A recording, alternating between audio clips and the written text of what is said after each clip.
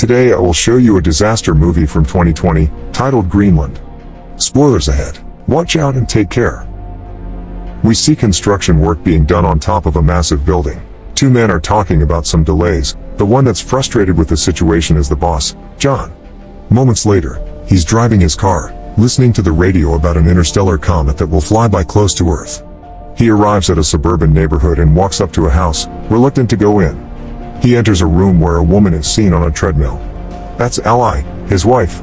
They have an awkward conversation surrounding their child, Nathan, and his upcoming birthday party. The son arrives and is excited to see him. They go to his room and talk about a drawing he made of the coming comet, named Clark. As they're laying on the bed, it's revealed that the boy is a diabetic. They talk about John's separation from his mom.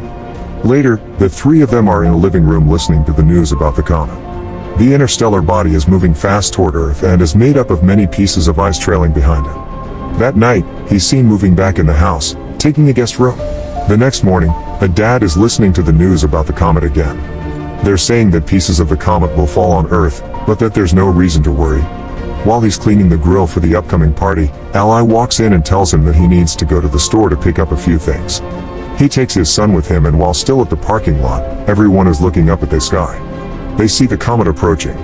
Inside the store, as they are shopping, John gets a presidential alert on his phone and then an automated call. No one else in the store is getting the same alert. He is informed that him, along with his wife and his son, are chosen for emergency shelter relocation. The same alert is shown in the house TV, but Ally doesn't see it. John quickly leaves the store with his son. As they're driving home, he sees military vehicles and planes going the other way.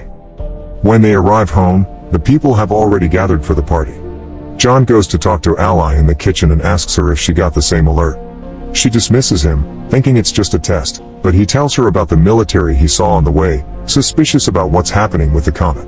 Both of them come back to the living room, where everyone is watching the news, expecting to see a part of the comet hitting the Atlantic Ocean. No one is worried as an image of the fragment is shown on the TV screen and the kids start counting down. When they reach to one, waiting to see the splash in the ocean, nothing happens for a moment. There's a little earthquake and John walks out of the house. He sees a flock of birds flying away, when suddenly a massive shockwave hits him over, felt inside the house as well. He comes back in and everyone is scared, still listening to the news. The newscaster announces that the piece has impacted a city in Florida with a shockwave that was felt for thousands of miles. The city was completely destroyed. As an orbital shot of the comet hitting is being shown on the news, the people wonder if more pieces will hit the planet. John gets another presidential alert. The call plays on both his phone and the TV, so everyone can see what the message says. None of the others are getting the same message, which states that John can't take anyone else to the shelter, except his family. He gets a security code to enter the plane on his phone. The others leave in a panic. John and Ally are packing, worried if they'll have enough insulin for the boy. The child asks about his grandpa. Ally is preparing food and listening to the terrifying news, as John goes to get Nathan, who says that the sky is on fire. Pulling out of the driveway, they see that none of their friends got the same call. One of them tells the family that the news is reporting that a huge piece of the comet, called Planet Killer, will hit the Earth in 2 days. As they are leaving, another neighbor runs to them, begging to take their daughter. John refuses and they drive off, arguing in the car that even if they did take her, she might have been turned away at the airbase. Later, as they are driving, people are seen already looting the stores. Suddenly, they drive up to a massive traffic jam on the highway and John goes the other way, taking a side road. They're listening to the news on the radio, saying that there have been more impacts and others are expected, which might take out entire cities or even cause an extinction-level event. They arrive at the airbase, being guarded by the military. People are gathered around the doors because they're not being allowed in. The family pushes through the crowd and is allowed entrance with the barcode they received. Once inside, they are given wristbands for personal identification and are told to move all their things into one smaller bag. Suddenly, they realize the insulin for Nathan is gone and John goes to take it from the car. Ally goes to tell the soldiers about her husband, but tells them about the boy's diabetes and causes a problem. She's taken to a superior officer that informs her that someone with a chronic condition can't be on the plane. Ally tries to reason with her, but she gets turned down. She and her son get escorted out of the base. Meanwhile, John comes back and is headed toward the planes looking for them, unaware of what is happening. John boards one of the planes that's about to take off and tries to reach Ally, but can't. One of the passengers there sees the insulin and tells him about the rules regarding chronic illnesses. John panics and asks to leave the plane. Suddenly, the base gets breached and the people start shooting toward the military. The plane that John was existing has a fuel leak, so he tells everyone to get out and runs away. The plane explodes and causes a chain reaction. John finds out about his family being rejected, as the two of them are already back at the car. Nathan is already low on insulin. The chaos in front of the base continues, so John takes a while to get back at the car too. Once there, he finds a message from Ally that she's taking Nathan to her dad's place, so John goes after them. On the road there, Ally and the boy get to a pharmacy.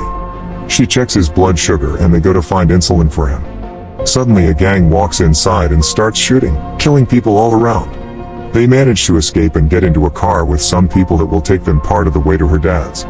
The couple Ally is riding with start acting strangely very fast. Eventually, they throw her out the car, take her wristband and drive off with her son, leaving her stranded on the highway. Meanwhile, John is lucky enough to find a ride up north as well.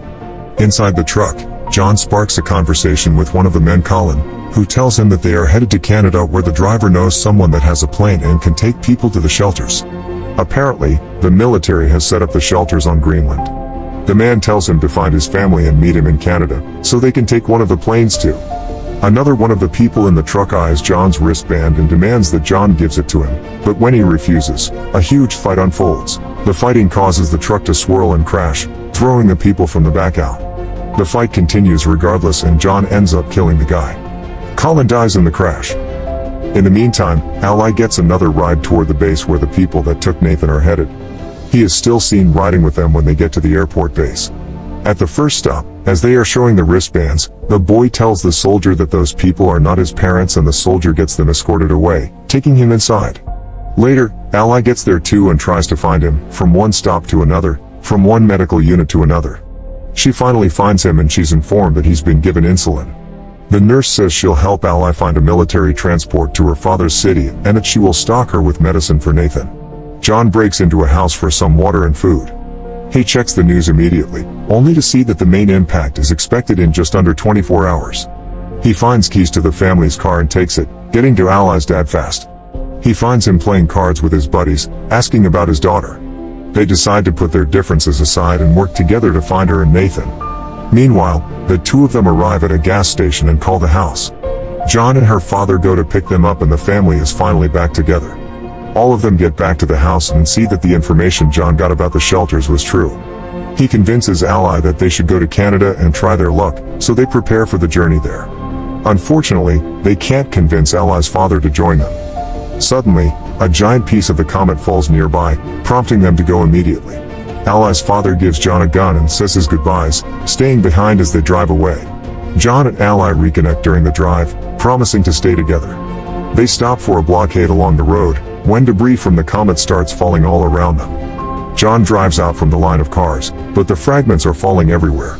Ally gets in the back to cover Nathan, while John tries to find shelter. They stop near a bridge, where others hide as well, but John runs off to help a man out of a burning car. Later that night, they continue their journey and pass into Canada.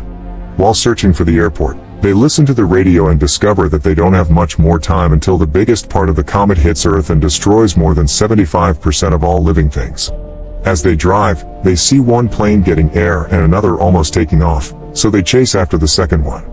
John stops the plane by driving right in front of it. The pilot is reluctant to take them in, since he is already at full capacity, but they succeed in convincing him. John has a dream about better times and when he wakes up they are approaching Greenland.